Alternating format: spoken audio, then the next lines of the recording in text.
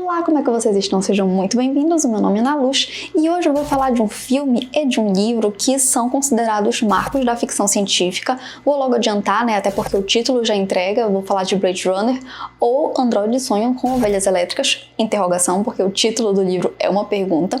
E, bom, o meu planejamento, que acabou não dando certo, era trazer no Dia da Toalha, não porque esse seja o livro e o filme que dão origem ao título, né, de Dia da Toalha, mas porque dentro, né, do mundo nerd, ficção científica, eu acho que eles são bem emblemáticos, porque, como eu já falei, são marcos, né? Eu decidi trazer não somente um, mas os dois, porque são bem diferentes. O livro é completamente diferente do filme, e isso não significa que necessariamente seja uma coisa ruim. Na realidade, eu até gosto, porque dá uma nova perspectiva, sabe? Eu fui esperando alguma coisa, porque eu já conheci primeiro, né, o filme, e eu fui surpreendida no meio do caminho. Esse livro, inclusive, está disponível no Kindle Unlimited, e se você é assinante do Prime Reading, você também terá acesso muito facilmente. Eu acho que ele é muito emblemático pro gênero do cyberpunk, tanto pela história do livro, também pela estética do filme. Como eu falei, são caminhos bem diferentes que foram escolhidos. Na realidade, assim, o Philip K. Dick acompanhou de perto a produção do roteiro, inclusive as coisas que ele não gostava, ele pedia pra mudar, então ele teve, assim, ele meteu o bedelho. Caso não tenha falado, né, o Philip K. Dick, ele é o autor do livro Androides Sonham com Ovelhas Elétricas, que é o título original, inclusive. E aí, então, no ano de estreia do filme, poucos meses antes, na realidade, ele veio a falecer. É uma informação que pode não valer nada pra você, mas pra mim, que gosta de ficção científica, vale muito a pena. Então aqui a gente tem no livro um dia na vida do Deckard. O Deckard, ele é um caçador de androides, tá? Ele recebe por... enfim, aposentar androides, tá? E como eu já falei, o livro ele é diferente do filme, mas não necessariamente de uma forma negativa, né? Na verdade, eles vão por caminhos diferentes, mas eles se complementam. Eu acredito sim que quem gosta do livro vai gostar do filme e que quem gosta do filme vai gostar do livro, apesar de terem mensagens um pouco diferentes, mas eles têm um ar, assim, filosófico que conecta, sabe? E a gente tem também os mesmos personagens, mesmo que alguns não apareçam em um ou no outro, mas a gente tem os personagens principais, eles são realmente importantes, então isso não tem como fugir. Então aqui a gente acompanha um dia na vida do Rick Deckard. O Rick, ele é um caçador de androides, como o próprio subtítulo do filme aqui no Brasil já entrega. Dão uma missão especial pra ele, tá? E ele tem que caçar um grupo de androides que vieram de Marte, porque a gente tá no futuro onde já existem colônias em Marte, em outros planetas. Na realidade, quem tem dinheiro ou condição, seja de saúde ou algo do tipo, está em outros lugares, tá? Não está no planeta porque ele se encontra completamente desolado, enfim. E o Deckard, ele mora aqui no planeta porque ele não tem muito dinheiro nem para sair daqui. E ele, então, tem como função aposentar, que é uma palavra muito fina para dizer matar estes androides. E esse grupo, né, de androides que ele precisa aposentar se trata de uma geração nova que se chama Nexus 6, que também são chamados de replicantes. Os replicantes, eles são basicamente totalmente semelhantes a seres humanos. Inclusive, é impossível de você detectar a olho nu se você está falando de um androide ou então se você está falando de uma pessoa de verdade. Existe um teste específico para detectar. Esse teste ele é baseado em níveis de empatia, que é uma coisa muito pontual no livro, tá? É uma coisa assim que realmente difere um ser humano de um robô. É a empatia, é você se colocar no lugar do outro e, enfim, alguns sentimentos também. Na realidade, essa questão de sentimentos me lembra um pouco também outras distopias, como, sei lá, Fahrenheit ou então Admirável Mundo Novo. Então, por exemplo, a gente tem aqui uma caixa que se chama sintetizador de emoções, onde você coloca numa frequência e determinada frequência, né, que é um código, vai trazer para você determinado sentimento. Então, pode ser desde uma coisa boa, tipo você gostar do seu trabalho, você querer ir trabalhar, ou uma coisa ruim, tipo você ficar depressivo. Então, sim, tem pessoas, inclusive a própria esposa do protagonista, ela escolhe ter depressão assim nesse dia, porque sim, é uma coisa assim confusa, mas assim é interessante de ver como a realidade, a percepção dos sentimentos e como isso se interage com tecnologia é diferente nessa realidade desse livro escrito em 1968, que imaginava como seria mais ou menos a nossa realidade atual, né, do século XXI. Se eu não me engano, se passa nesse século ou no final do século XX, mas Tem um tempinho que eu li, eu não lembro muito bem, mas isso é meio que irrelevante porque não veio a se concretizar mesmo. Então, nesse mundo, nesse futuro, como eu falei, a Terra, ela se tornou um tanto quanto inóspita, seja por acidentes nucleares, poluição. O planeta, na verdade, ele é tomado de poeira e algumas vidas se foram, como no caso dos animais. Os animais, eles estão completamente extintos praticamente e os poucos que sobraram viraram meio que itens de luxo. Então, é por status que você tem um animal de estimação nessa nova realidade. E não é tipo um gato, cachorro, é qualquer animal. Pode ser vespa, pode ser um cavalo. O nosso protagonista, inclusive, ele tem uma ovelha, só que é uma ovelha elétrica, porque como ele é pobre, ele não tem dinheiro, é um item assim, é mais caro que um carro, uma casa própria, uma coisa assim, realmente que simboliza um status. E ele não tem dinheiro, ele morre de vergonha disso, então ele decide comprar uma ovelha elétrica em algum momento da vida dele. Só que essa ovelha, o livro ele começa com essa ovelha dando pane e ele assim morre de vergonha que os vizinhos sabem que ele não tem uma ovelha de verdade, sabe? E eu não vou entregar spoiler, mas o próprio título do livro, que é Androides Sonham com Ovelhas Elétricas, é meio que uma coisa que faz você pensar em relação a isso e a questão própria da empatia e de sonhos. Enfim, vocês vão entendendo quando vocês forem ler. Não é um livro longo, é um livro realmente muito curto. Então, é porque é muito fluido, talvez tenha me passado essa sensação. Em termos de leitura, eu acho que no início a leitura te pega mais, sabe? Depois ele fica um pouquinho lento, não que isso seja ruim, mas eu sou acostumada a ler livros lentos, então pra mim isso não é um problema, mas eu acho válido trazer pra vocês, caso vocês não estejam aí muito acostumados. Porque esse livro ele começa a pegar umas questões muito filosóficas, como eu já falei, né? Ele é semelhante ao filme em relação a isso, só que aqui nesse livro ele trabalha mais essa questão da empatia, do que difere um ser humano de um androide, e até questões religiosas, porque existe uma nova religião que as pessoas seguem aqui, que é o mercerismo, que também tem uma caixa de empatia, é todo um rolê envolvendo a empatia, tá? Sempre empatia, acho que é a palavra-chave que pode resumir esse livro. Enquanto que no filme as questões filosóficas são mais sobre o passado, sobre memória, sobre ter sentimentos, enfim, a própria questão da expectativa de vida, que é uma coisa incomum, tá? Com o filme, que na verdade é um comum com o livro, que por eles serem muito parecido com humanos, eles têm uma expectativa de vida um pouquinho menor, na verdade bem menor. E o filme também traz, né, aquela estética marcante cyberpunk que, enfim, gente, isso daí foi influência para muita coisa que veio depois, então não tem como não apontar.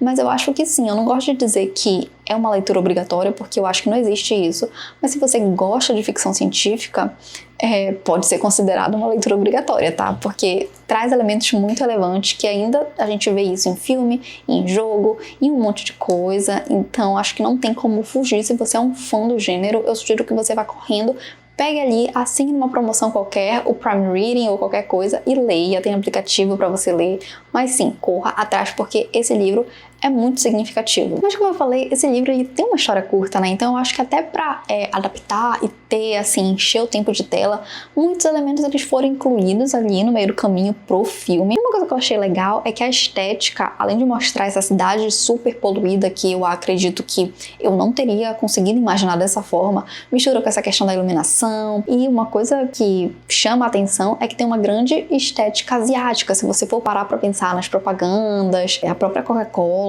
É muito legal de ver, sabe, a realização. E a gente tá falando aqui de um filme que ele foi feito nos anos 80. Então tem até umas limitações, enfim, materiais mesmo, financeiras, como por exemplo, nem tudo ali era CG, né? Na verdade, a própria cidade em si, a gente tem muita filmagem vista de cima, muita vista assim panorâmica, e era tudo maquete. Porque filme nos anos 80, na hora de representar uma cidade, principalmente uma cidade montada do zero, sim, era maquete que era usada. E eu acho isso muito incrível, sabe? Porque era mais manual o processo e era uma coisa assim, o resultado era belíssimo. E dentre as diferenças, eu acho que a gente pode apontar o próprio comportamento dos protagonistas e a caracterização. Porque enquanto no livro o Deckard é um cara assim, cinquentão, meio tipo normalzão, entendeu? No filme ele é apenas o Harrison Ford, que é tipo, sabe, tipo, ele era muito gato. Então a própria Rachel, que tem uma semelhança, né, porque as duas, não sei se é spoiler trazer isso, porque é um filme bem antigo, mas a Rachel, ela é um androide.